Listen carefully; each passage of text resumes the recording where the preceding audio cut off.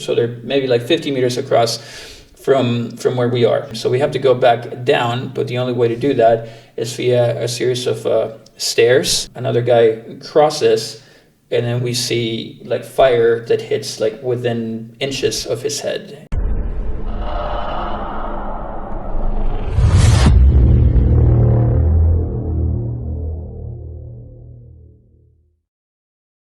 Okay, let's start. So welcome to the Black Maple podcast. Welcome, Isaac. Thank you very much for being here. Thank you.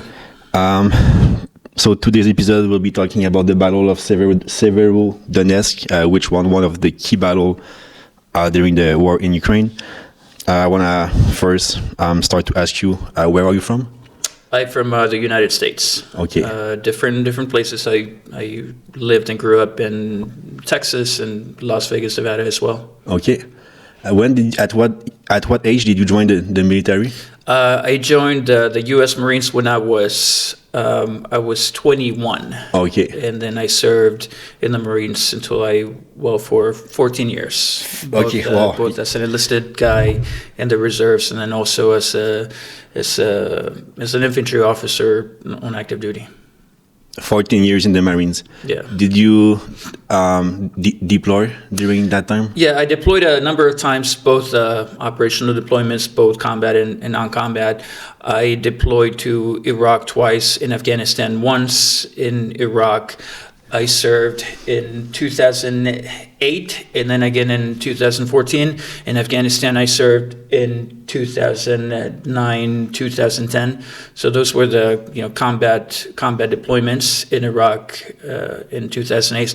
I served in the Al Anbar province, which has cities and villages called like Karma, Fallujah, Ramadi, Triangle. So we were doing a lot of counterinsurgency there. In Afghanistan, I worked in the Helmand province, as well as some other provinces, and we were there during some of the heavy fighting was going on in 2009, 2010.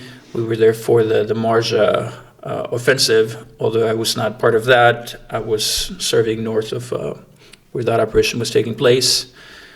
And then in 2014, I went back to Iraq. And at that point, you may recall that ISIS was threatening to take control of all of Iraq, and they'd already gotten a pretty good foothold in parts of Syria as well. So we were there to advise and train the Iraqi Ministry of Defense. Right, so we helped them re-liberate some cities where I had served previously on my previous deployment. Right, so ISIS had taken control of Ramadi and Fallujah, right, which were some of the cities where I had worked previously.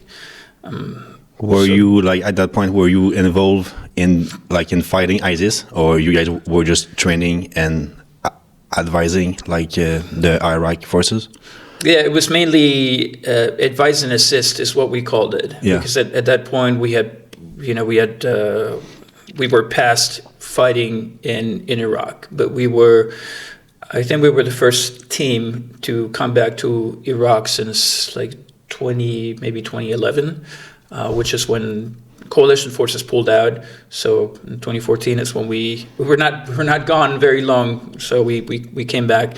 We were advising, training, and then we were helping them with targeting, intelligence sharing, and helping them find ISIS locations and coordinate bomb strikes on ISIS. And then we were also liaising with some SF guys, so we're doing also some training and advising in other places. Okay. Did you have the chance to work with the Peshmerga as well, like the Kurds of Iraq? The Peshmerga, they work in the northern part of Iraq and parts of Turkey and parts of Syria.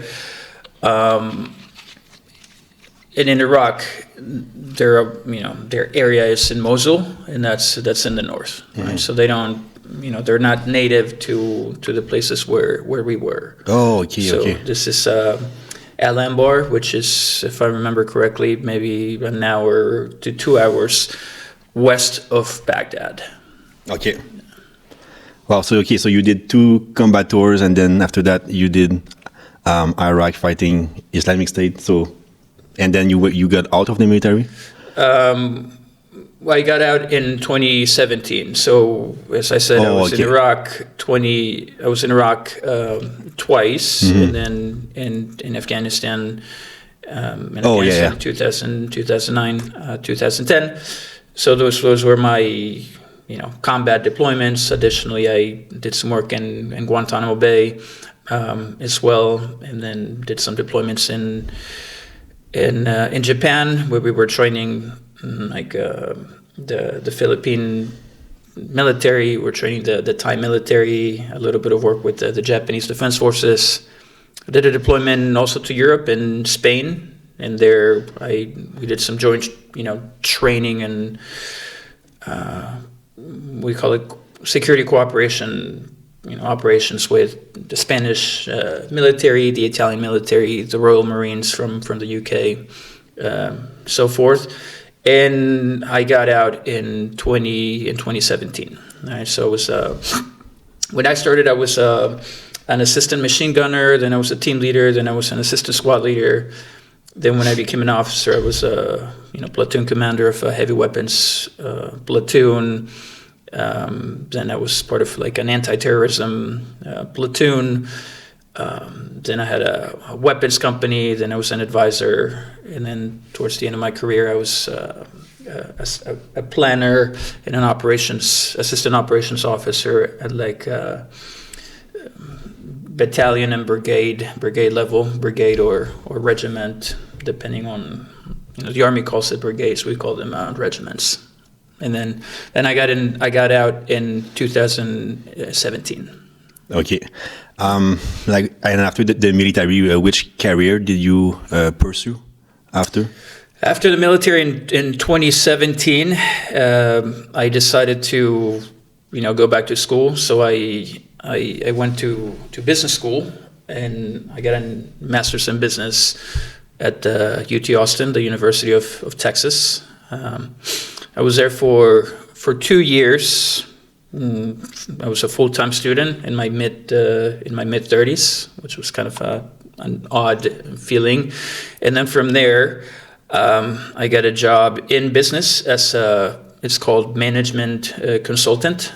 Basically, it's a corporate strategy job. You spend a lot of time on the road.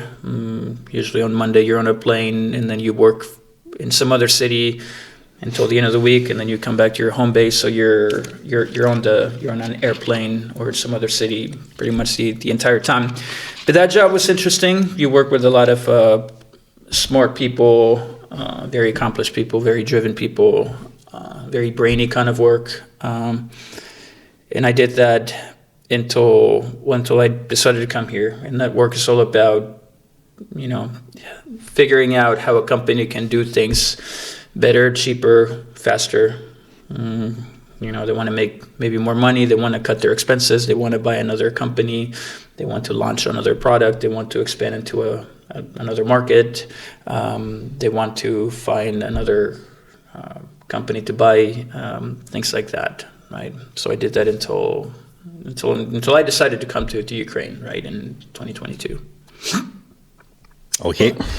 But I was doing that, and then I was also, switching gears. I get into investing. Yeah. So I was investing in real estate. I had a real estate portfolio as well, and then I also had an investment fund where I was managing my own money, investing in publicly traded companies and so forth, right? So it was pretty, that's what it was all about. It was the military, and then after the military, it was all about, switching gears and getting into the corporate world and investment world. Were you into crypto as well during your investing time? No. I always avoided crypto.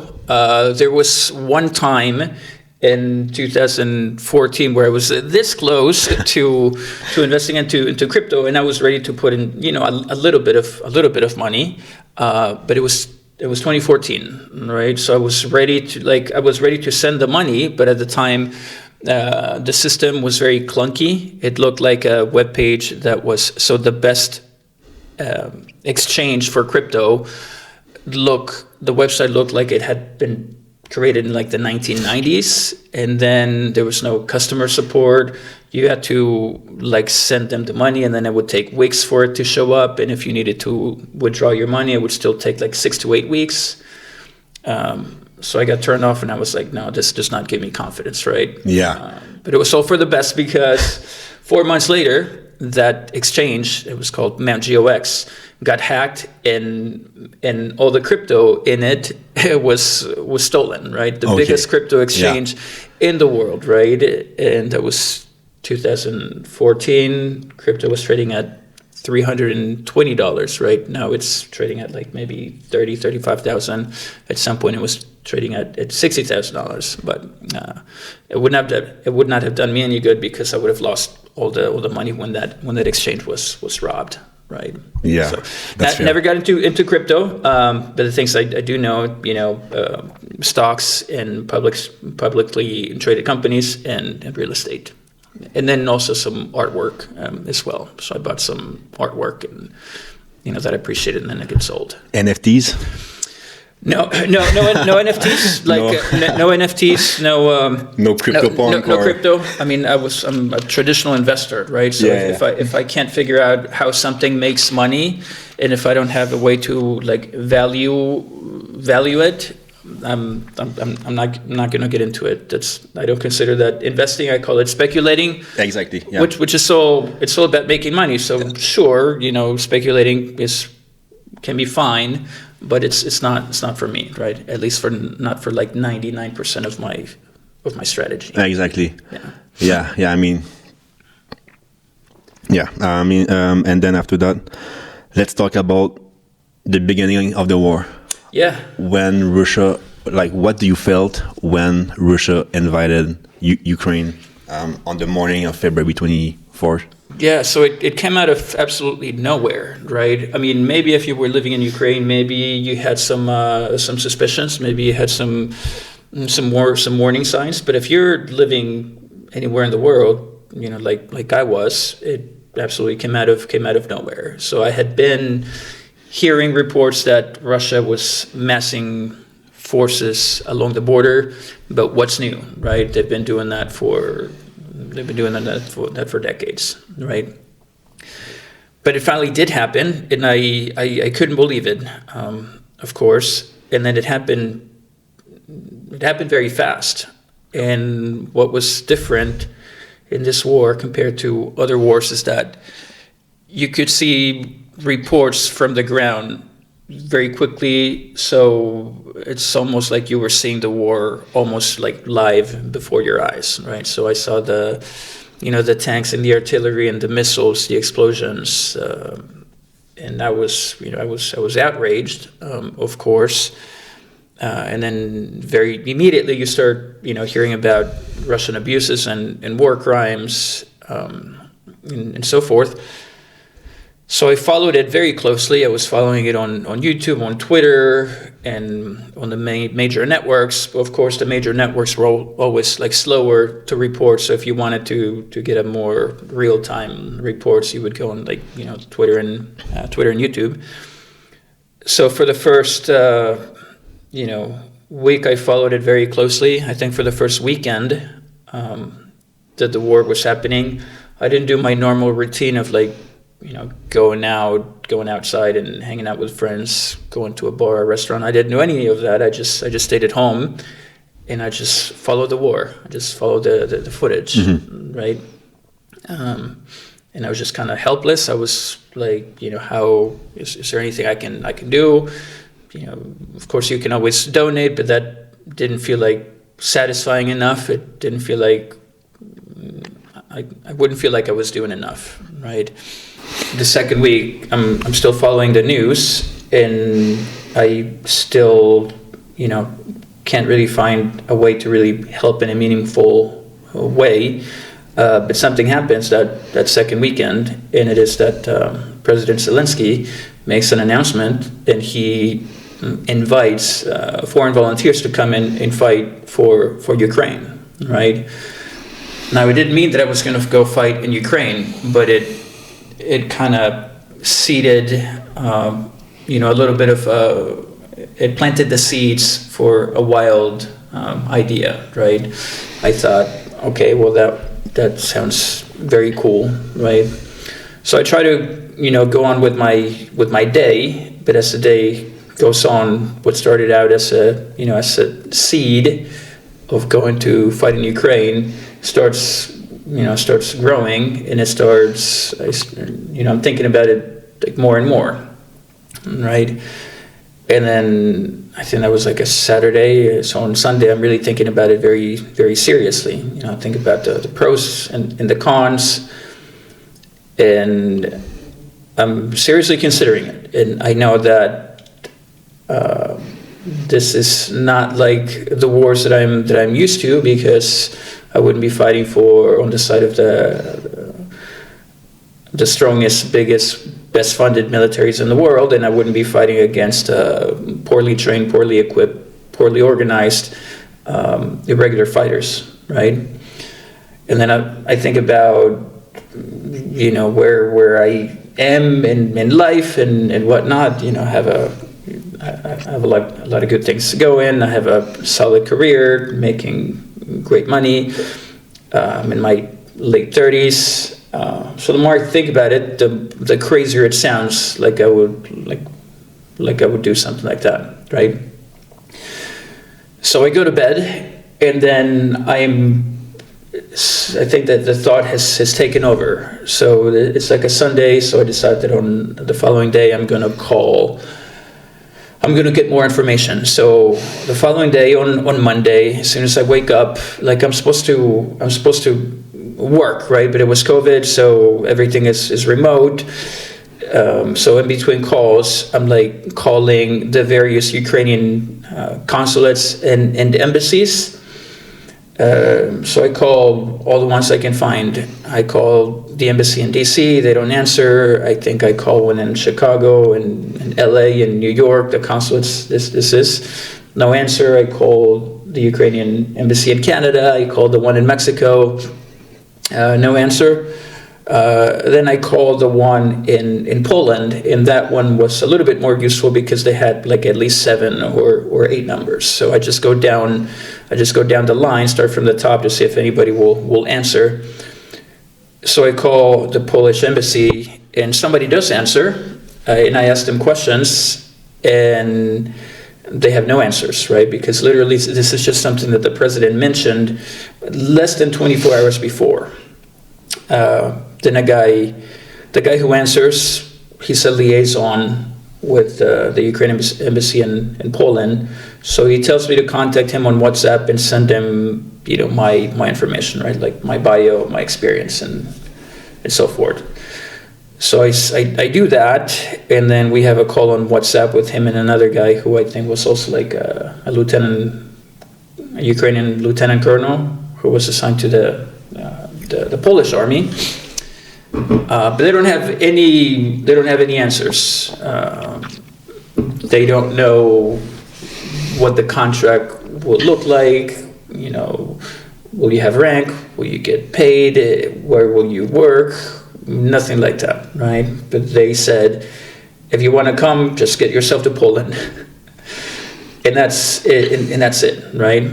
And then I give it some thought for the rest of the day. I figure that that's probably all the information that I'm going to have, which is basically nothing at all, no information at all. I even asked, do I have to bring my own weapon or what's up? He's like, you should probably bring everything else except weapons. But I've been out of the military for a few years now, so I don't have any gear at all. I gave it away or sold it or got rid of it, whatever.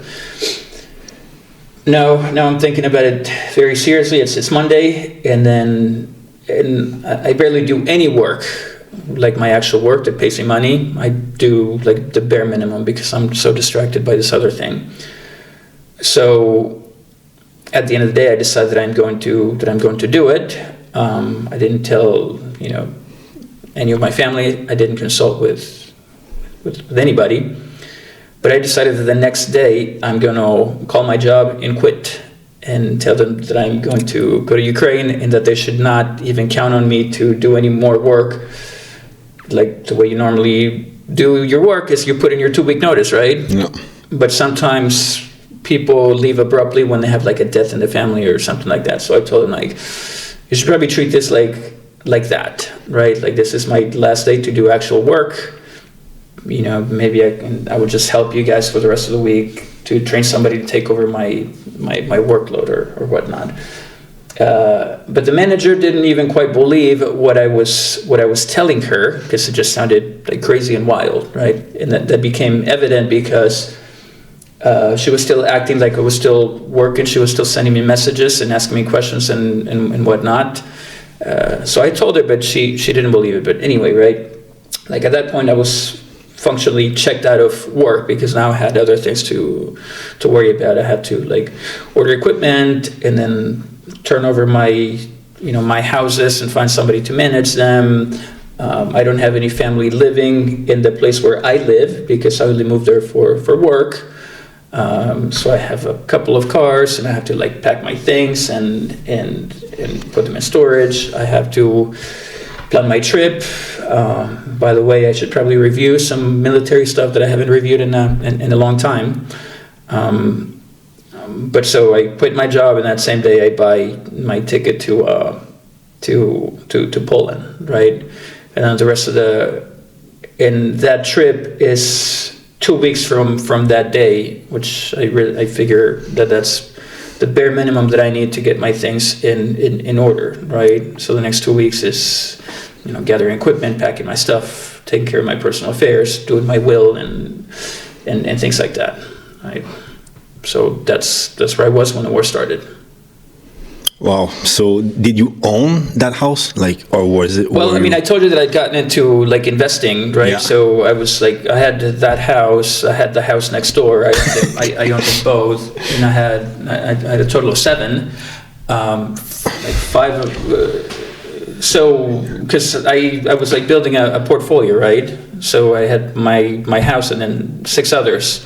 Yeah, so you left your 7 houses, all your cars, you left everything behind. Well, ordered some military stuff, packed your things, and went to Ukraine. Yeah, I mean, I left a lot of things. I left a lot of things half taken care of, right? Which is why when we get into like the latter part of the story, you'll understand why I had to take a break from Ukraine and go back to the U.S. and sort out those things that I left very disorganized, right? So, like 4 of the houses I had already bought like the year before, so they were already rented. Mm-hmm. But I just bought like 2 more. So the war happened like in the middle of all that, right? So now I have to hire a company that will manage my portfolio, right? Which is those 7 homes, and then I have to put 2 cars in storage, which is incredibly expensive, plus like all my furniture and things like that, right? Yeah. So I mean, all your life, like, you work hard to save money and to invest, and then you get all those houses, all those cars, and then like you make for yourself a pretty decent living, right? And then you decide to just let everything behind to go help in Ukraine, which is pretty, like, respect, man, because not a lot of people will do that. Well, I mean, you're here, so you made the same took the same step, right? Yeah, so I guess because we've been here for a while, it doesn't sound crazy because we live in it. For us, it just kind of has become part of our life, right? But I'm sure you experience this as well. Every time you tell the story for somebody who is not in the same community as a volunteer in Ukraine, you tell that story in your old life, and they just wouldn't believe it, right? And I wouldn't believe it. The old me before coming to Ukraine would also not believe that the older, later me would do something crazy like that. Yeah, exactly. Like if you don't feel like the way we felt when the war started, like it's hard to understand for some people, that people just ditch everything to come help in Ukraine. But that's who we are, and that's what we had to do in our life. So yeah, I mean, so you had a lot of stuff to take care before leaving. Yeah, and actually, like the reason why my manager didn't believe what I had told her is because it sounds like wild, right? People don't leave the job that I was in. They only leave it for a job that pays even more money, right? Because those people are usually in their between like early 30s to like late 40s, and they're making loads of money. So nobody leaves that job unless it's going to be a job that pays you fucking even more money, right? Because I mean, in order to get that job, you have to have like a master's in business, which means you have to go to school and incur a lot of debt. And going to graduate school in the U.S. is incredibly expensive. So you probably incur like $100,000 in debt to then get that job, which is going to help you pay back that debt, right? So I have that school debt, and then I have my 7 houses that I need to continue paying, right? And then I gather that when I go as a volunteer, that my pay is going to be zero, right? It turns out later that would be different, but I go under the assumption that compensation is going to be zero, right? So that's why my manager didn't understand it, and every time that I try to schedule a call the following day to tell her, hey, I'm for real, this is what I'm doing, she kept like canceling, right? So finally the Friday came where I'm going to turn in my computer, and then she tells me that she didn't really think that she didn't say that she didn't believe me, but she said that she had just moved across the country into a new home, and she was busy and distracted, and that she didn't really pay too much attention to it, right? Until now I'm talking to not just her, who's like my supervisor, but like her boss and like her boss's boss. And I have to explain this to them, like, hey, I'm leaving, like, stop pretending that you can still count on me for like another week. Like, I'm turning in my computer like now. And I told her as soon as I made the decision last Monday, and then she didn't take it seriously, and that's why we're in this position that we're in, where I'm leaving and nobody else knows what I know to take over my role, right? And like my boss's boss are like, they certainly can't believe it. They're like, well, I can't believe that you're leaving this to go. I don't actually even know what it is that you're doing. You're going to go be a rifleman in the Ukrainian army, and you were a major in the Marines, right? I'm like, when you put it like that, yes, it does sound crazy, right? Yeah, especially like at the beginning of the war, like no one believed in Ukraine. So like the first guys to come over, like people was saying, it's totally like suicidal, because there's no way Ukraine gonna win. So, but you like you didn't care about that, and you still arrived here. So yeah, it's crazy. But which date did you arrive here? I believe I crossed the border March maybe the 5th or the 7th. Okay. Mm-hmm. So maybe 2-3 weeks after the war started. Did you have like a point of contact in Ukraine, or you showed up, you didn't know, maybe show up to the Legion, maybe you did? No, I didn't have a point. My only point of contact was the guy at the embassy, the guy whom I had been exchanging WhatsApp messages with, but I will never meet that guy. Okay. Everything is just kind of done via WhatsApp. He just tells me that I need to go to the Polish airport, and that they will have the Warsaw airport, and that they will have a liaison there, and then there's like a tent and a bus, and then they will drive you across the border and whatnot, right? But the trip from the U.S. is very long, so I didn't want to get to Warsaw and then go on another, who knows how many more hours to get to where we're going. So I decided to just stay at a hotel in Warsaw and rest there for the night, and then the following day I will figure it out. And the following day, it turns out that it's very difficult for me to figure out how to get to the border. So I guess there's a bus, but the bus doesn't quite get you to where you need to go. And then I have a bunch of bags, stuff that I can't like carry like on my own, because I came in not just with my own stuff, with like extra stuff which I thought others would need. So I thought, screw it, I'm not going to deal with it. I'm just going to like take an Uber, right? So I took an Uber from Warsaw to like the Ukrainian border, right? And that's like, maybe it's like 400 euro or something like that, right?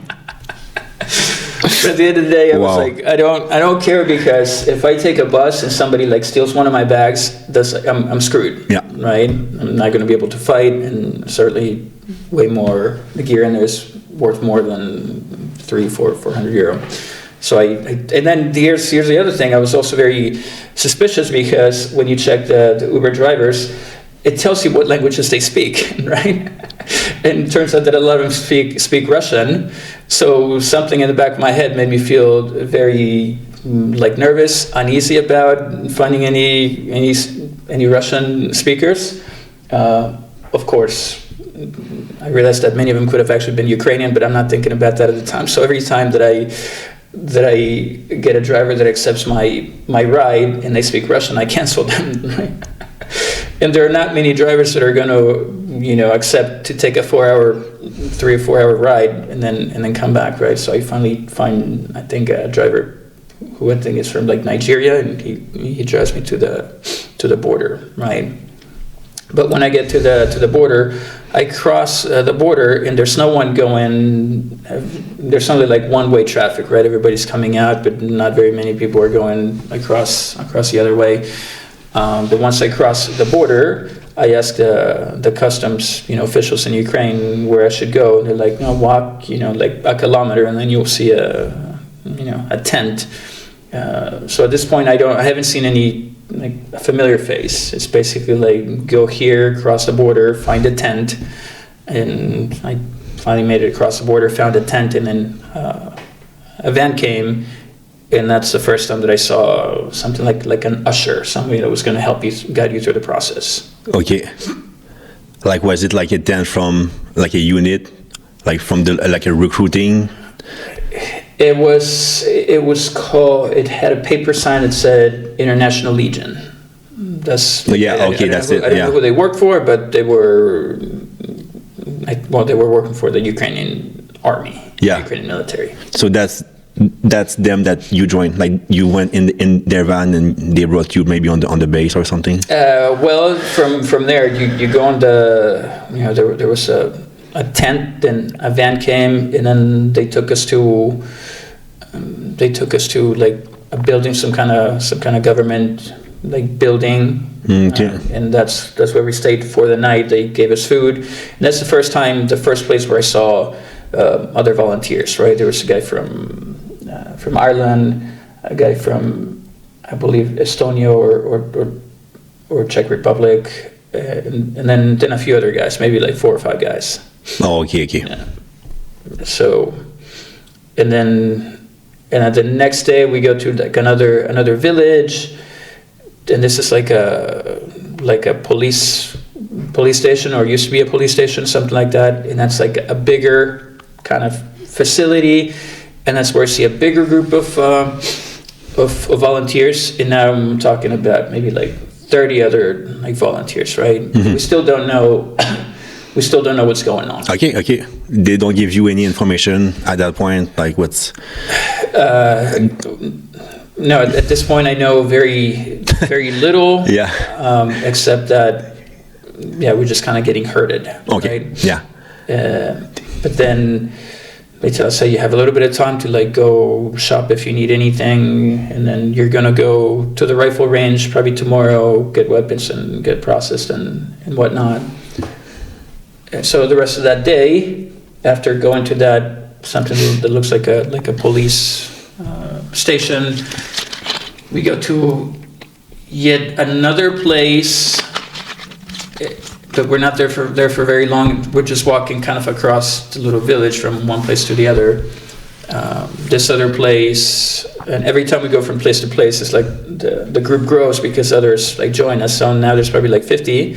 Then they take us to another place, and this is like a community like theater. And that's where I see a bigger group of volunteers. Now it's like 70 of us. Right? Oh, okay, yeah. Like the night before, it was like 5 of us. Now it's like up to like 7, probably like 70 of us. And that's where I do see like an official, it's an officer, a Ukrainian officer. He's a major.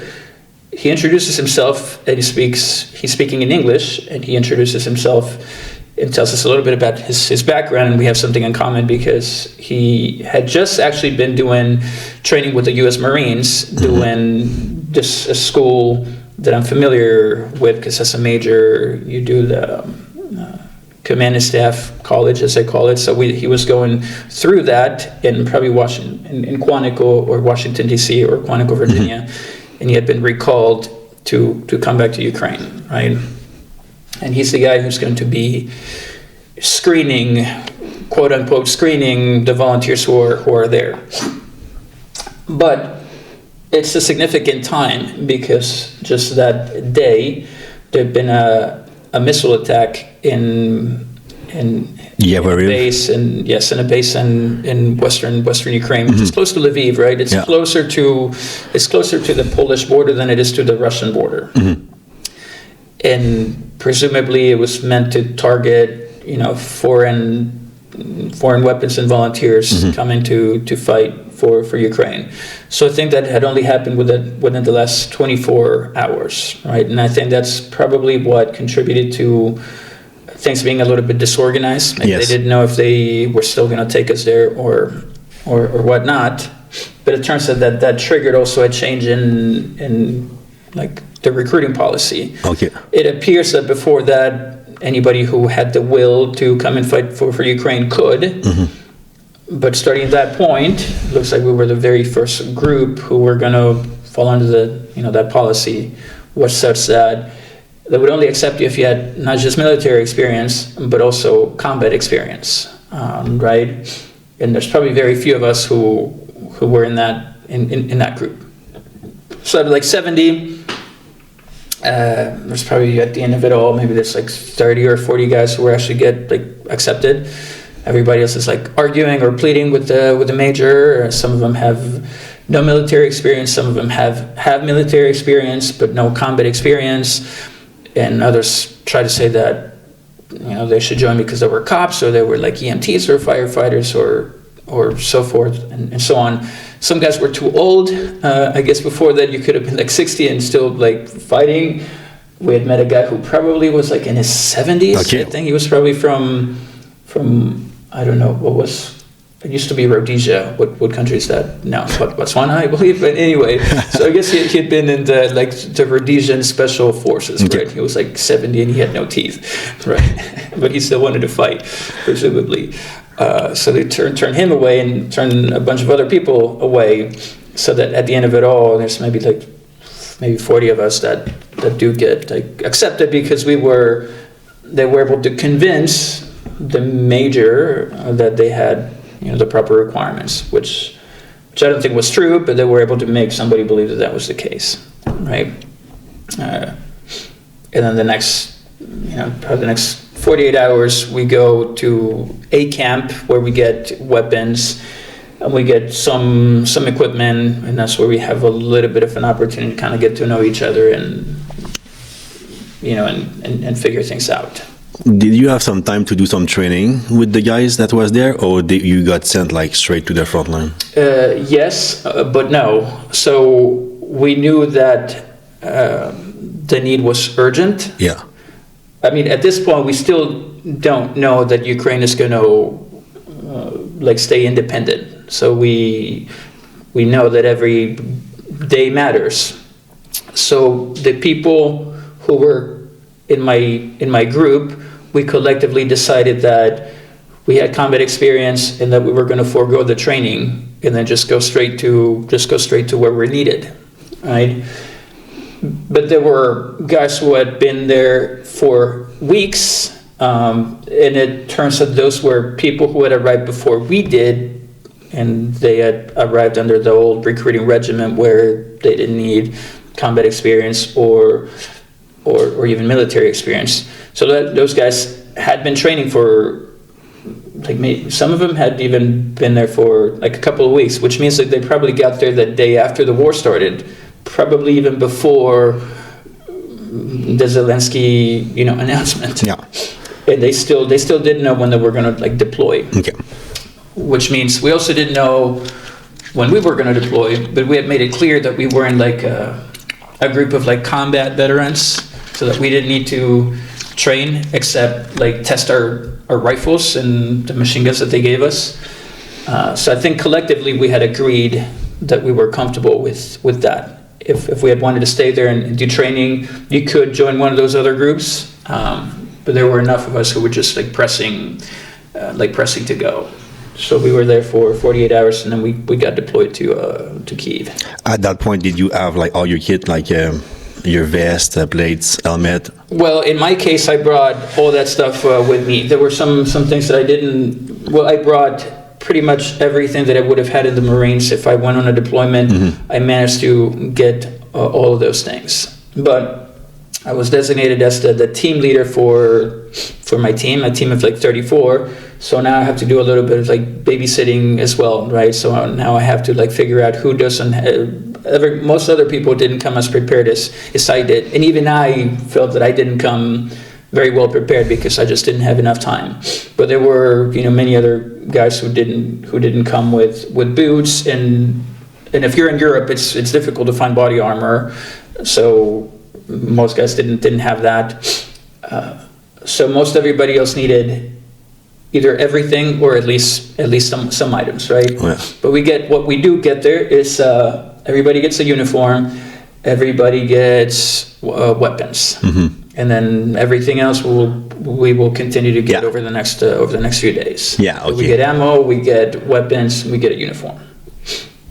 Okay. Yeah. That's a good beginning.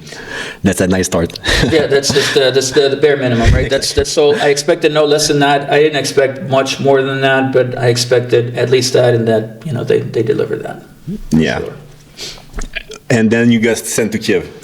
Yeah, we got sent to Kyiv, and we made another stop in Kyiv, and that's where we got some additional clothes. It was still cold, so we got some jackets for those who needed it. There were some boots, and that's where we signed our contract. And it's the first time that I saw the contract, right? Prior to that point, nobody knew what the contract entailed and whatnot. But it turned out that as a foreign volunteer, you could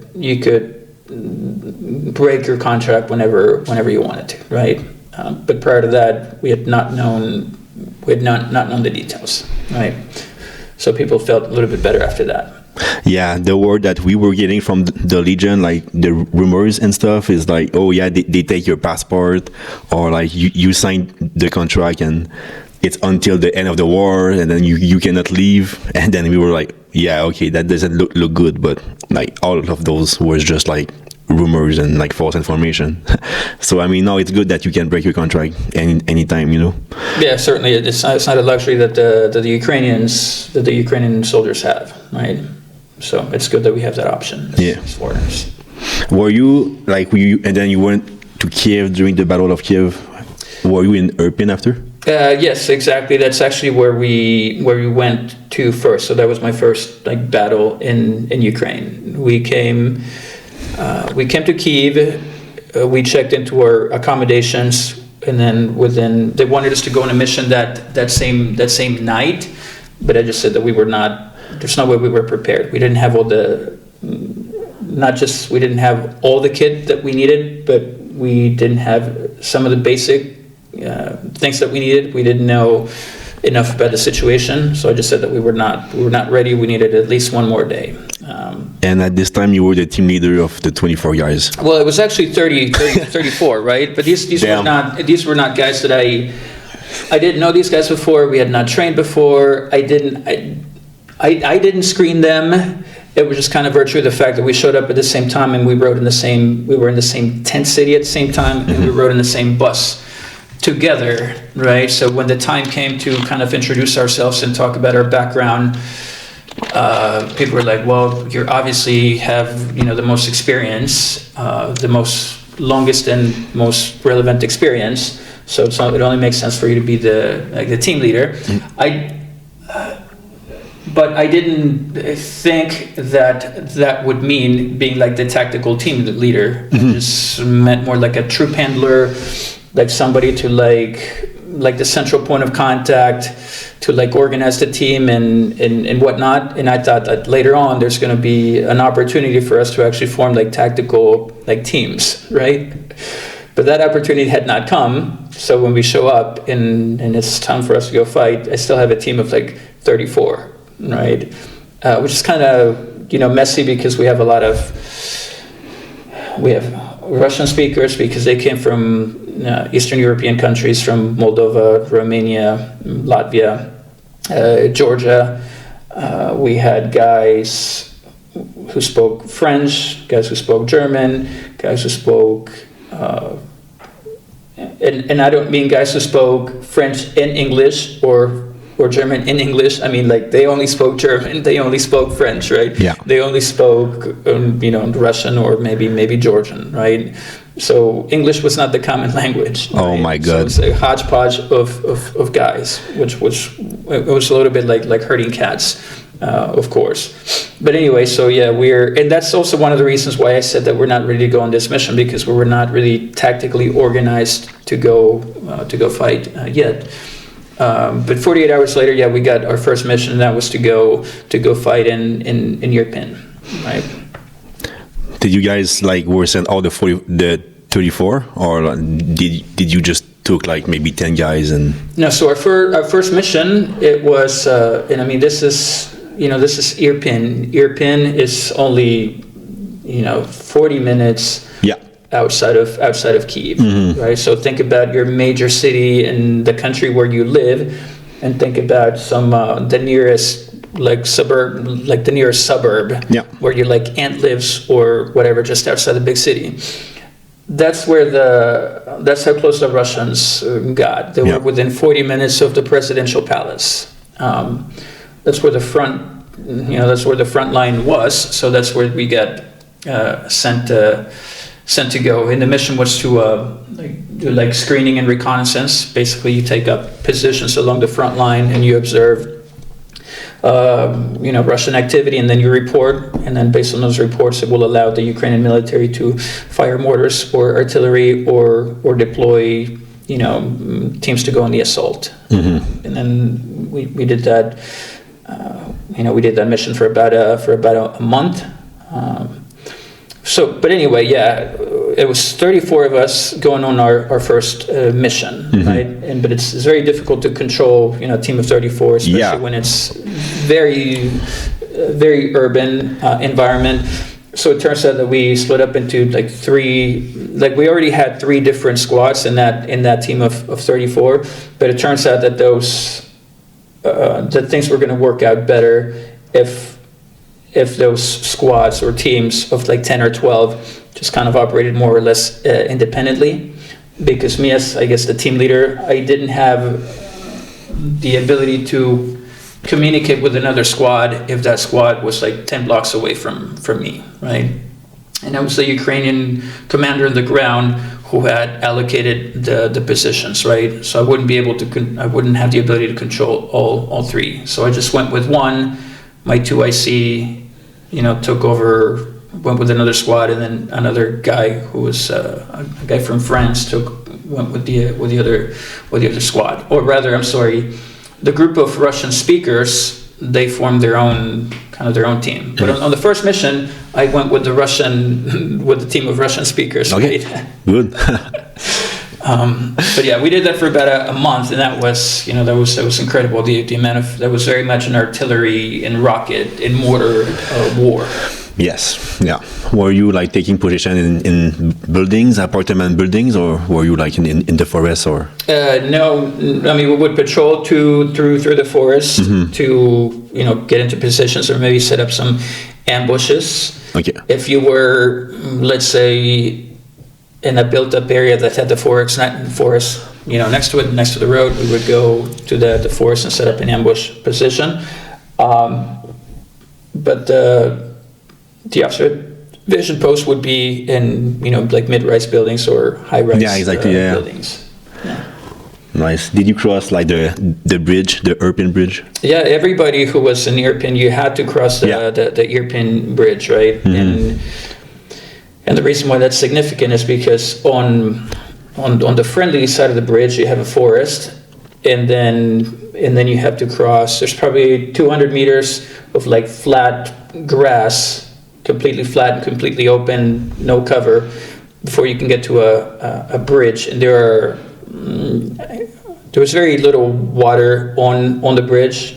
You could go under a collapsed bridge if you walked on the rocks. There was also a pedestrian bridge, but there's basically only two places where you can cross, and in our case, we had to use the pedestrian bridge. So that means that as soon as somebody comes out of the forest, artillery would begin. Yes. And they had already gotten very good at their artillery game. So as you're getting ready to walk into that 200-meter field, you can see the burn spots and the craters on the ground between you and the bridge. And then on the other side of the bridge, you still have maybe another 100 meters before you can find any other sort of cover. And that cover is like an overpass. Right? Yeah. So it's what we call a danger. You have to cross a danger area, right? Which is essentially like an artillery practice range. Yeah, that bridge was like constantly under artillery fire. Yeah, it was like 24/7. But yeah, it just got repaired recently. Now. I'm aware. It was. I've been to Irpin, since then a couple of times, and I'm amazed that the city has come back to life. Right. Yeah, it's crazy. Yeah. But yeah, there was a story in Irpin. We did a repeat of that mission, and we were essentially holding the line, observing, and blocking. We didn't have my experience there was taking a lot of artillery and mortar fire, and also observing and directing outgoing artillery fire. So we were able to see Russian positions within maybe a kilometer or 2 kilometers, and we would direct artillery fire on them, right?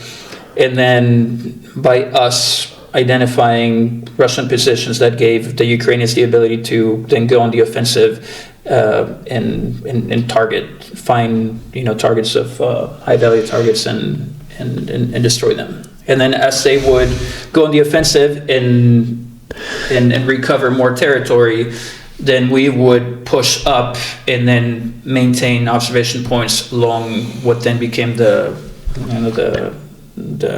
forward edge of the battlefield, the new front line. And that happened until maybe April, and that's when finally the Ukrainians were able to expel the Russians from Bucha, Bucha is across then from Irpin. There's another river, the Bucha River, that separates Irpin from Bucha. Yeah, crazy battle. Yeah, it really was. There were some guys who didn't have military experience. It turns out that they had we had actually one Canadian kid francophone. Later in the tents.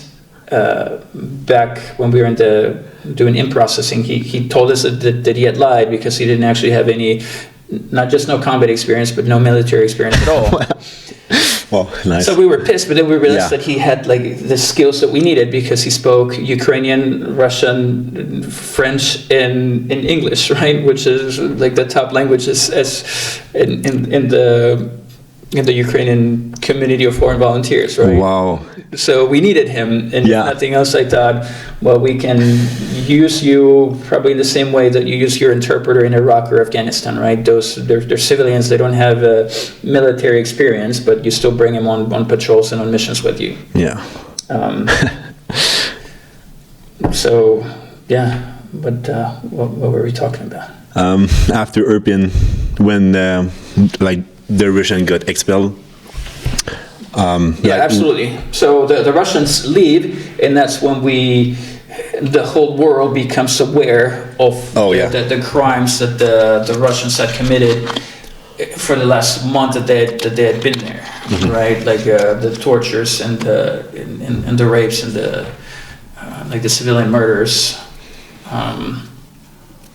Did you witness any mass grave, any of this stuff yourself? We were, when the front line pushed up, so we had been occupying one position in Irpin, and then that afternoon the Ukrainian military had recovered some additional territory, so the front line had just moved. So then we moved maybe another 2 kilometers into a new position, and we actually moved into a building that the Russians had occupied probably that morning, or certainly within like the last 24 hours. And then it was probably like a 4 or 5 story mid-rise building next to a forest. So we occupied that building. We were scanning the area around us to set up security, and then we saw one dead woman, a body of a dead woman in the forest, a civilian woman. And then my guys went to go check that out, and we had to be careful, walking in the forest, because there could be mines and booby traps or whatnot. But they find not just that body, but five other bodies, which my guys then, I guess, as we're coming up with the security plan, other guys are burying, making a grave to bury the five bodies. And as we're moving from our old position to the new position, we see all the military vehicles destroyed and all the Russian bunkers, and then just bodies everywhere, civilians in Russian as well. And it looked like probably like the backdrop of like a video game, right? Like if you play like Medal of Honor or what's the other one, right? Call of Duty kind of looks like that, If I'd showed you black and white photos of Irpin and black and white photos of like Poland or France in World War II, you would not be able to tell the difference if they were both in black and white. Yeah, right? That's how extreme it was. So definitely a lot of deaths. As for signs of like rape, torture, and whatnot, we don't speak Russian or Ukrainian, so we don't have the ability to investigate or do things like that. So it was the Ukrainian military who kind of took over security after the Russians leave, because by that point, our mission, we have to think about deploying to wherever we're needed next, wherever the fight may be. After the Russians leave Bucha, that becomes more of kind of like stabilizing and cleanup and investigation kind of mission. How long did you get before your next mission? We're probably still in Kyiv for another 3 weeks, maybe a month. And then we were deployed to Mykolaiv. Okay. And Mykolaiv is kind of in the southeast of Ukraine, next to Kherson. So Mykolaiv is between Kherson and Odessa, right? And then the fighting there is a lot, probably more like it is now, fighting in the flatland agricultural area, so very flat, very open, very little cover, trench kind of warfare. Yeah, tree lines. Yeah, limited tree lines, mines and so forth. Very easy for you to get spotted. And the mission there was to do reconnaissance missions, basically figure out where the Russian line is and what kind of equipment they have, and then help paint a picture of where the opportunities may be to attack the Russians along the front line. Okay. And how long were you guys in Mykolaiv for? Probably 2 months. 2 months. Those 2 months we're doing, reconnaissance along the forest, along the flat agricultural areas, just trying to find Russian mortar positions, Russian artillery positions, flying drones to see where their tanks are, and attempt to disrupt them, right? So that was also quite challenging in a different way. Lots of mines, difficult to do things at night, difficult to do things period, but especially at night, right? But if you feel that, because there's not much cover, going out on patrol, you feel like you're not going to get very far before you get spotted, and then you get targeted by artillery or mortars, or you might step on a mine, which some of our guys did, right? So that the fighting there, and this was May of 2022, right? So I think the character of the fighting there probably resemble how things are now. We were in Mykolaiv for about 2 months, and then by this point, this is around May now. So I was actually in Mykolaiv, where my initial, team, or people who had been in my initial team, that's when we reported our first casualties. Okay. Because, as I mentioned, that team of 34 was, very kind of difficult to control, and we were not yet organized because different languages and so forth. Some people went to other teams, so that original group of 34 got reorganized. I went to a different team. Some of those original 34 then form another smaller team, and then we're also in Mykolaiv, and that's where we had our first KIA. It was a lad from the UK. I believe he may have been the first foreign fighter KIA from a Western country. I think prior to that there had been foreign volunteers who were from Georgia. But this one, he was from the UK. And then also in Mykolaiv, we then later had, from that original team, there were three KIA. One was from a former Marine officer, like myself. I'd actually recruited him into the team. We had served in the Marines together, but I never met him. But we had served in the Marines at the same time. So he was killed as well as another former U.S. Marine, whom I had met, as soon as I came into Ukraine, and then we had another volunteer who did not die, but he was captured, and he remained in captivity for about 4 months, right? So I was not in any heavy fighting myself in Mykolaiv. Most of the missions that we had were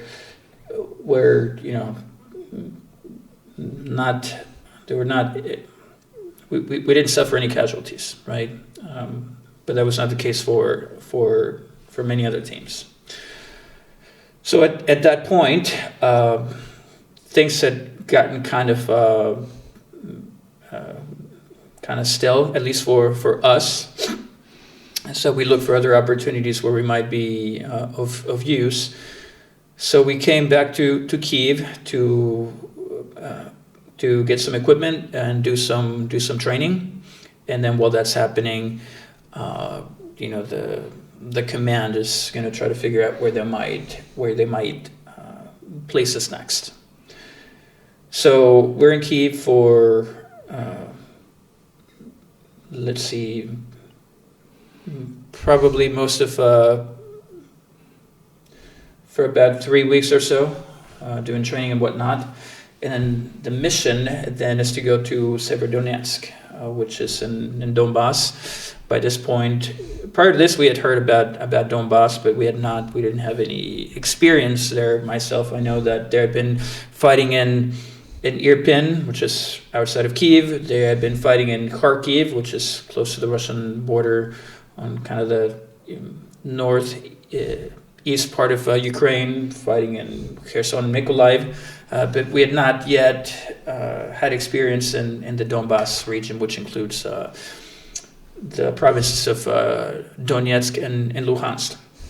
But I did know that things had been there very intense there pretty much since the beginning of the war. So I don't yet know where we're going, except that we're going to Donbas.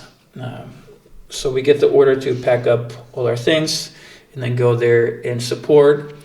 And they give us the general area, which is kind of the triangle between like Bakhmut and Soledar and Severodonetsk, that area. So we get there and we have to be very careful because there's no way to know for sure. Once you get close to the front line is very jagged, so you don't exactly know which areas are under Russian control and which ones are still under Ukrainian control. And you can't always get live updates because there's no good cell phone reception when you get there. So as we're driving there, we drive through Bakhmut. At the time, Bakhmut was still held by Ukrainian forces, but we accidentally drive past the Ukrainian trench, because we didn't know that was no longer held by the Ukrainians. But thankfully, there was we got some incoming artillery as we're driving, so that tells us that we're not supposed to be there, right? So it looks like the Russians saw us coming, so they start firing mortars or artillery in front of the vehicle, and that's our cue to kind of turn around and check our navigation, right? So we finally do get to the place where we're supposed to be, and it's a city called Lysychansk. Lysychansk and Severodonetsk are kind of twin cities. Both of those are in the Luhansk province. The Russians had been in control of most of that province since early in the war, and as a matter of fact, since 2014, that had control of part of that province. And Severodonetsk had been the administrative center on the Ukrainian side of what they still control in the Luhansk province. So the Russians already had control of maybe 90% of the province, but that was the last city that if they took that, they could say that they had control over all of Luhansk. And it turns out that that's where the Ukrainian forces had been concentrating a lot of firepower. There were many units there that had been fighting for a while. So since February, that area, Lysychansk and Donetsk, had been taking artillery fire. Fighting there started in early March, and then by late March, they had control at least part of the city. And this was the last remaining built-up area. If they got control of Severodonetsk, I could say that they had all of Luhansk. And there used to be maybe 400,000 people in that area between Lysychansk and Severodonetsk. It's separated by the Donetsk river. In fact, that's why Donbas is called Donbas, because it's a combination of the words Donetsk basin. So Donetsk is from the river Donetsk basin, therefore the name Donbas, right? So we were going to take our positions in Lysychansk, which was still controlled by the Ukrainian forces, and then there's the Donetsk River, and then across the Donetsk River it's Severodonetsk. That city had been mostly destroyed, but there were still pockets that were still if not controlled by the Ukrainian military, they were contested. And I understand that our mission there was to try to, I don't know if it was to hold, but just to delay, right? So the Russians had also concentrated a lot of resources there, and the fact that they had not been able to make meaningful advances cost them a lot in terms of time, in terms of firepower, in terms of hardware that they lost. So they actually lost quite a few, manpower and resources fighting there in Severodonetsk. So when we got there was in early June, and then we were there for maybe 20 days. What had been different between fighting there and fighting in Irpin is that in Irpin we would come off of the front line and then come back to Kyiv. And Kyiv was, it was safe in the sense that it was away from artillery range. Of course, everybody stayed indoors. It was very tense. Not very many people outside, but it was decisively controlled by the Ukrainian military, but it was not under artillery attack. Lysychansk and Severodonetsk, totally different. You are within artillery range, and in fact, when you're there, you probably hear maybe 200 or 300, artillery impacts in any 24-hour period, and you hear it like constantly. It's hard to believe that there's so much artillery in the world, right? So there, the mission is to try to delay and inflict as much damage on the Russians as we possibly can. As I said, the city is now it's completely destroyed, but at the time it was only about 90% destroyed. So we were there for those 20 days, and the mission was to go out and locate the Russians and basically just engage them, ambush them, retain control of some buildings, using tanks and artillery, sniper fire.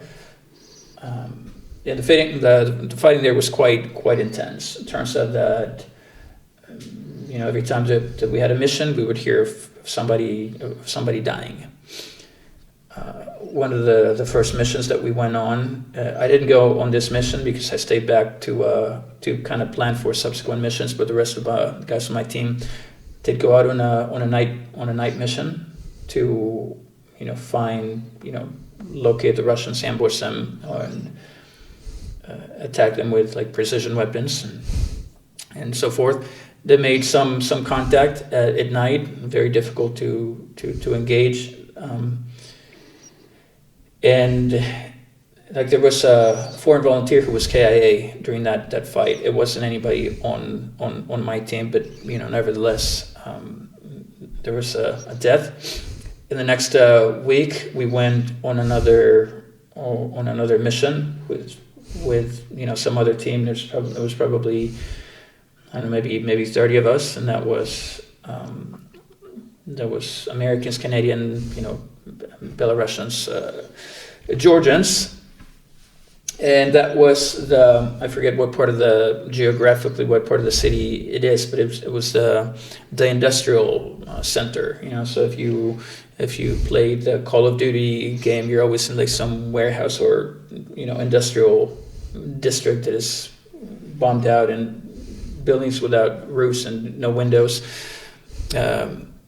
So we had intelligence of suspected Russian positions. So we patrol and occupy the buildings that we know are still, controlled by Ukrainian forces. So we clear maybe 2 buildings. We take positions in one building. Another team that we're working with, they take a position across that building.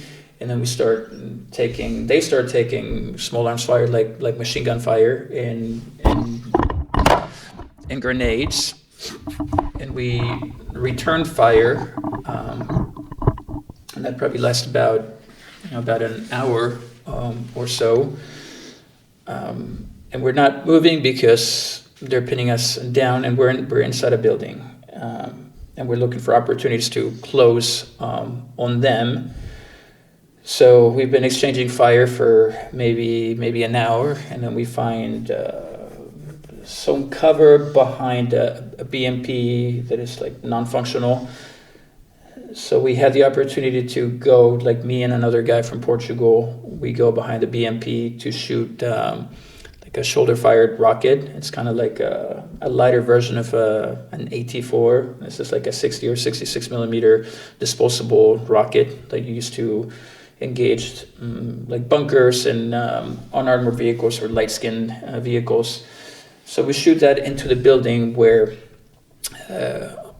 we know that they have been, and then we maneuver on that position, and we were able to take the building where they had been, but by that point they're no longer there, right? But the whole ordeal, it probably took us maybe like 6 hours. So we're exchanging fire or maneuvering with them for at least pretty much the whole day.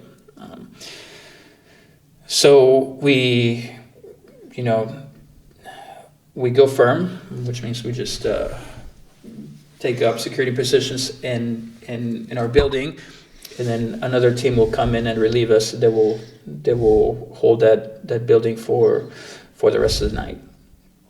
Then we come back, and then that sequence gets repeated, several times, where the team will go out and then they will exchange fire at close range. And oftentimes, however, because there's so much buildings and windows and whatnot, you're returning fire at a window because nobody is fighting outside. So you're calling in artillery where you see fire coming from a window. You're shooting like grenades at them and rockets and artillery and mortars, and telling the tanks where to shoot. So the fighting is taking place kind of across the streets, within like 50 to 100 meters. And then my last engagement there, we have intelligence that Chechen special forces are operating in a series of buildings. So we think that they're in that portion of the city. We know that some of those buildings are, we believe them to be cleared because somebody's been doing surveillance on them, and they give us like 2 or 3 buildings where they believe they are occupying. So we go out at maybe 4 a.m. and we cross the Lysychansk bridge, which kind of like the Irpin bridge is the only way to cross, one of the few ways to cross into the city, right? And there's only one way in and one way out of the city, and this is a two-way bridge which has suffered attacks for like months now, right? So as you're going there, you have to do it very fast, like crazy fast, like unsafely fast, but you have to do that fast because as soon as they see you, they start shooting artillery and mortars, and there's shrapnel everywhere. There's some obstacles along the bridge also, so you have to cross it very fast. You have to also like zigzag. You have to like change your speed so that you have to slow down and then speed up and slow down and speed up. And then you just have to hope that you don't get a flat tire, because then you'll have to get off the vehicle and then just run across the rest of the bridge on foot.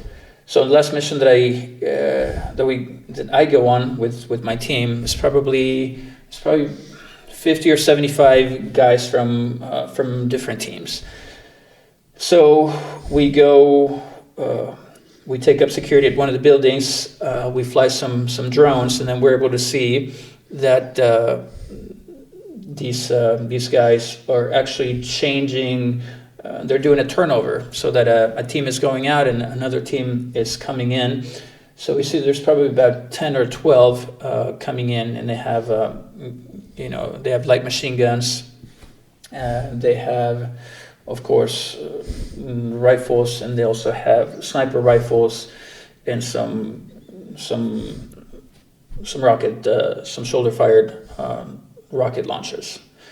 So we clear maybe 4 or 5 buildings without any significant observation of the enemy, without contact, and then we get indicators that they're in the next building across from us, because we can hear their generator, right? So we know that they're not very far. So we make a plan to set a base of fire, which is to suppress them while the rest of us maneuver and try to enter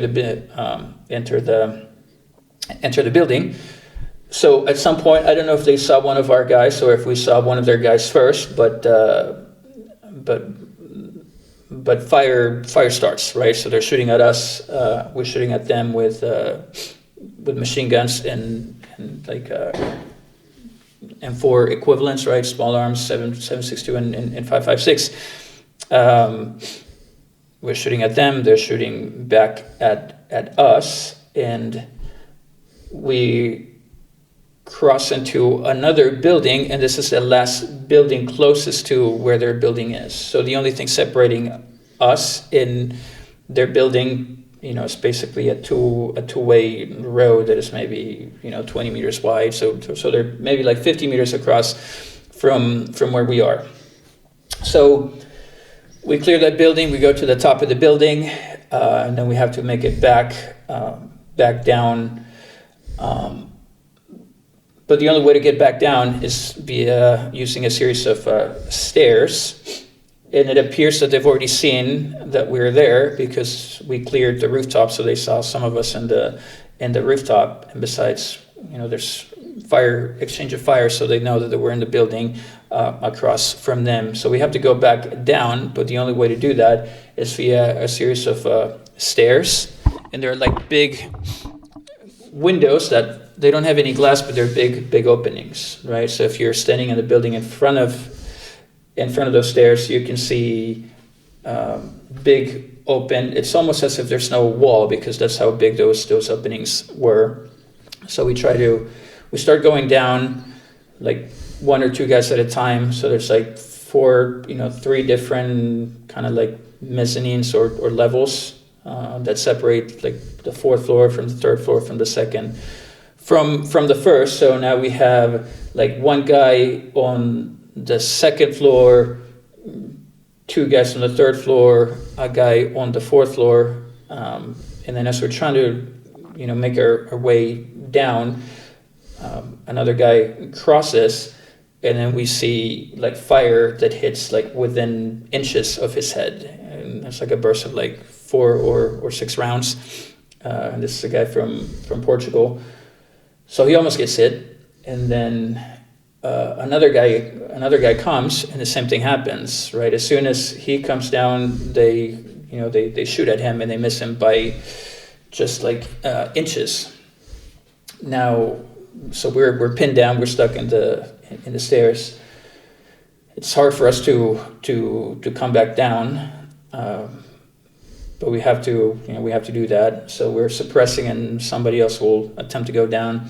Another guy tries to go down as we're suppressing, and then we tell other teams who are below us that we see the enemy, because they're shooting at us from across the street.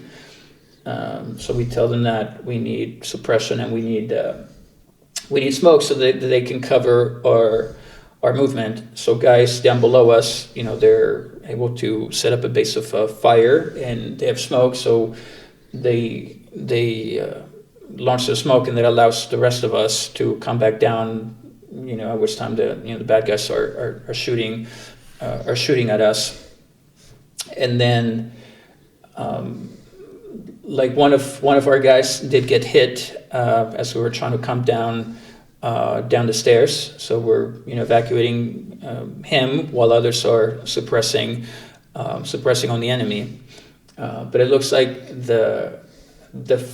the volume of fire from the enemy side is too heavy, so it looks like we're not going to be able to like close the distance and occupy. So we are calling artillery, and we're calling a tank to shoot at the building. And as we're trying to evacuate, we also hear a tank, which we hear is ours, but then we also hear on the radio that it's not one of our tanks, it's actually a Russian tank. And then we hear a blast. Right, so we think that the Russian tank is shooting at us now. So one of our guys got hit, so we have to evacuate him. So we take them to the casualty collection point. But there are others who have been wounded, and in fact 2 that have been killed. So we have to evacuate them, and we bring them. So basically, we have to take them back to the extraction point. That's probably, so we basically have to go through the buildings that we've already cleared. So we have to go from one covered position in one building to another, while those who are not carrying the wounded or the dead will cover us, and we make it back to the casualty collection point. And then we realized that the tank had been a Russian tank, but it was actually one of our guys. Not somebody in our team, but one of the guy, a Belarusian guy in another team, had actually engaged and disabled the tank, destroyed the tank with a Matador. A Matador is like a shoulder-fired rocket, equivalent to an AT-4. So it saved us, right? Because I think that we managed to escape the guys who were firing at us from across the building, but I think if they didn't get us, then the tank probably almost certainly would have gotten to us. All right. So we go back because we have to evacuate our wounded, and then later we get intelligence that the forces that had been there were, Russian special forces, and that they actually had suffered, significant casualties. So that was a win. We had dead and wounded on our side, but we also inflicted significant damage on them. And then one of the guys on an adjacent team had access to suicide drones. These were switchblade drones. I know that now we have the FPV drones, which are kind of custom made and purpose built specifically for this war. But at the time, there were these things called switchblades, which are single-use suicide drones. So one of the guys in some other team flew some of those and was able to crash them into the backside of the building as those Russians or Chechens were retreating from the building, right? So at the end, I don't know how many we killed. But it sounds like it was significant, because on the Telegram channels they were reporting that as them having suffered significant losses, right?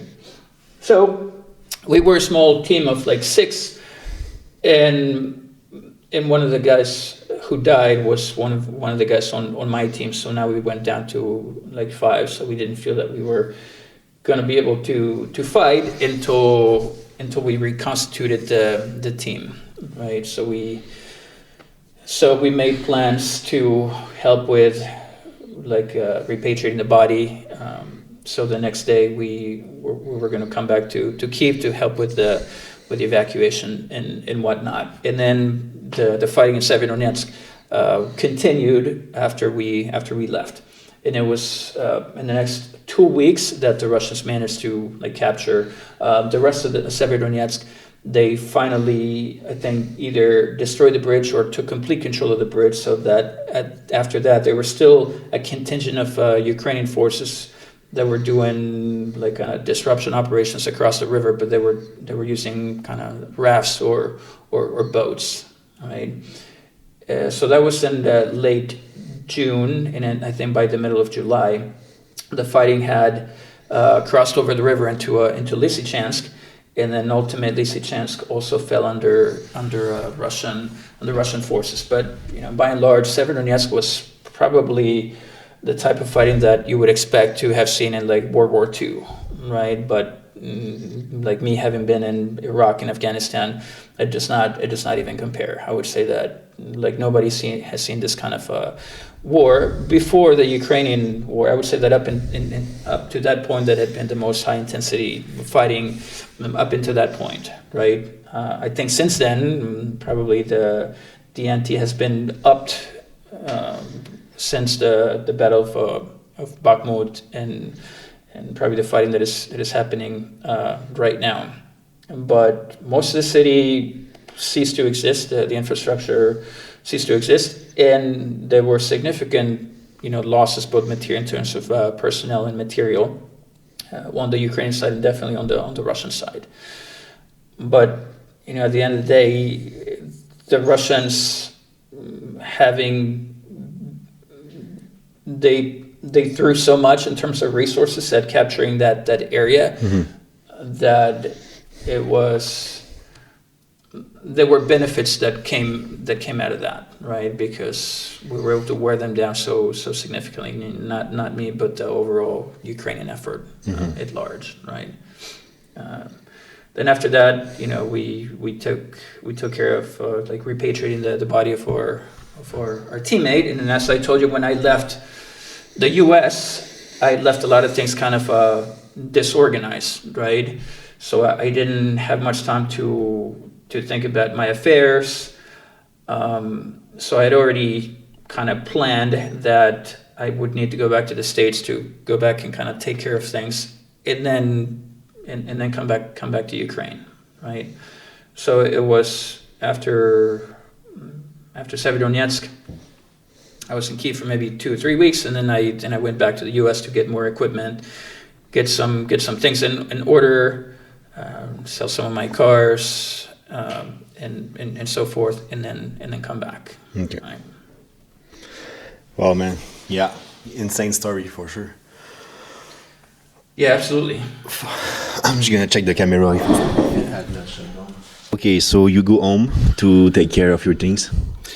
Yeah, exactly. I go home for maybe about 4 or 5 weeks to take care of my things. My properties needed some repairs. One of them had not been like rented since I'd been gone. Then I realized that the bank had not been getting paid for like 5 or 6 of those houses for like 4 or 5 months. So that's like 20 payments that they had not received. And it's not that I didn't have the money, it's that they were just not getting withdrawn from my account, because that's how much I had not had the ability to worry about personal things, right? And also, it was important for me to go back to the U.S. because after my experience in Ukraine, given that on every mission, or at least every other mission that I'd gone on, someone had died, either in my team or someone in the teams with whom I had been working. I realized that probabilistically, there was a very high chance that I was almost certainly going to die in Ukraine.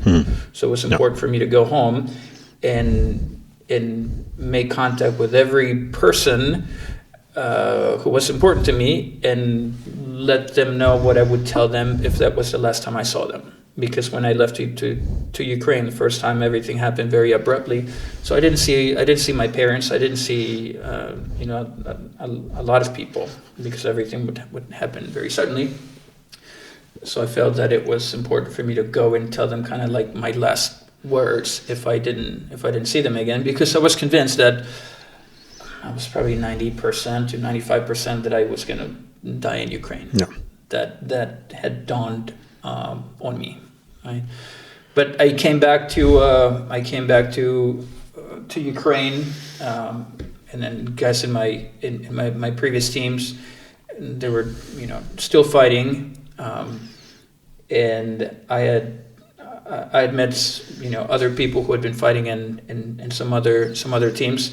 I did some work with the Georgian Legion in Zaporizhia for about maybe 3 or 4 months along the Zaporizhia border, and they were doing very good work, doing like disrupting the Russians with like mortars and drones. But the lines there had been kind of static pretty much since early in the war, right? The Russians still were holding their line, and the Ukrainians were holding their line, and they were separated by like 2 or 3 kilometers of a no man's land, right? So I feel like there, we did what we could in terms of disrupting the Russians. Did some training, and I probably did that for about 3 months or so. So I felt that I needed to look for opportunities like elsewhere, maybe find somewhere that is more active. Then I joined another team of like one American and some other guys, and they were doing more like advising the leadership. And that was kind of more my speed, right? Because I'd been an officer. That was kind of what I had experience doing, like planning and coordinating and doing merging, fusing intelligence with operation. So I had the opportunity to work with some of the commanders to do some training on like mission planning and help them with more of the planning for like larger operations.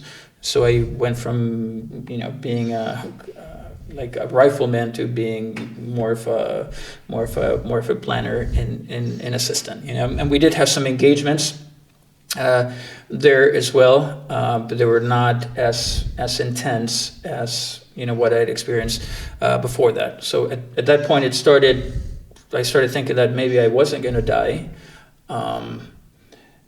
So I started feeling, kind of better, right? So that I did that until the end of like 2022.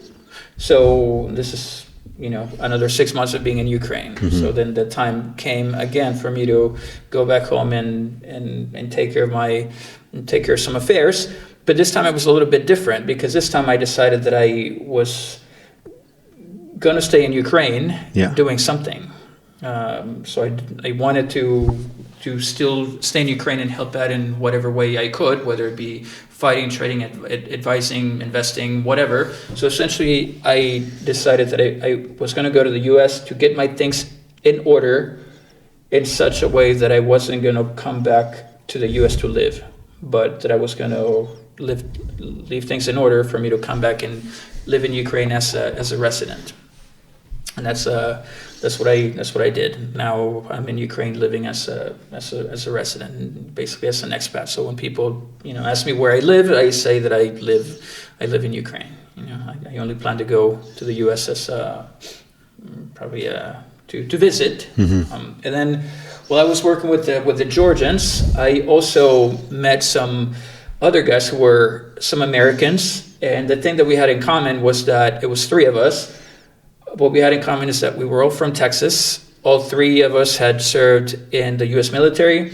I was in the Marines. One guy was in the Army. Another guy was in the Air Force. And then 2 of us had been fighting in Ukraine since the beginning of the war. Another guy had been coming to Ukraine doing, bringing equipment like optics and radios and drones and things like that.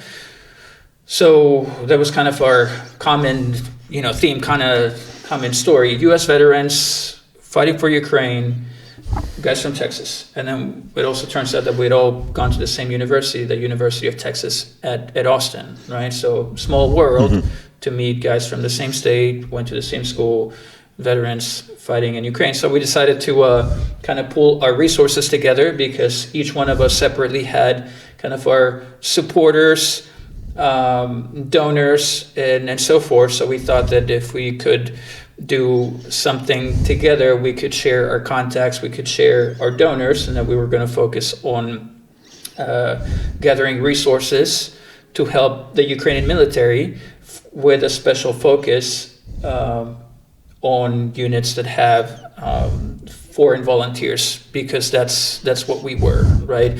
So we've been together. It's called, the organization is a Victory Team. It's a nonprofit registered in the United States. We are pending our 501c3 tax exempt status, And then since then, we've been fundraising. Collectively, we've raised about $60,000 or $70,000. Separately, we've been able to raise much more money than that. And then with that, we've been able to deliver about a dozen vehicles that go to the front line. We've also brought maybe 10 Starlinks, also radios, drones, night optics, body armor, and helmets. So that's the other way in which we've been able to help, right? And we have people from all over the world who donate either on a recurring basis or on a one-off basis. We also have people who occasionally donate things like tactical things that they don't need. And it started out with 3 of us, but now we have a total of a staff, or rather a team of about 7 people working in the US, in Ukraine, and the UK, sometimes in Poland. And we're just going to continue to do that, help wherever we can. Yeah, that's awesome, man, because the Victory team has helped my team, Black Maple team, a lot getting some stuff, especially at the beginning of this combat rotation. So you guys set up us for success for sure. So it's really appreciated, and the impact of the work that you guys are doing really makes a difference. Straight up on the battlefield, So thank you very much for everything that the Victory team is doing. Yeah, I mean we've been there, so we know what it's like to not have all the equipment that you would like to have. The Ukrainian army does exactly what it's supposed to do. It provides you with all the basics, uniforms and weapons and ammo and food and all that. But sometimes it's nice to have. In order to do more, you need more. So, that's why we bring radios and drones and vehicles and night optics and basically the things that we would have liked to have when we were fighting, because that's already in the Ukrainian military, but there's never enough, right? You always need more. Exactly. Yeah, and also how can the guys and girls watching can donate to the Victory team? Yeah, well, go to victoryteam.org. You can donate there. You can also follow us on Twitter and Instagram, and any one of those social media sites will have a link to our website. And then you can follow me on Twitter at Marine_Ukraine. And then if you need to contact me to collaborate on some other way, please. Feel free to reach out. Okay, I will put all your link. If you are watching on YouTube, all the links will be in the description down below. I would like to thank you for your time today. Incredible story. Your story in Ukraine, it's just insane. And thank you for everything you're doing for Ukraine. Well, and you're the guy in the arena now. So stay safe out here. Sounds good, man. Thank you very much. Bye-bye. Cheers.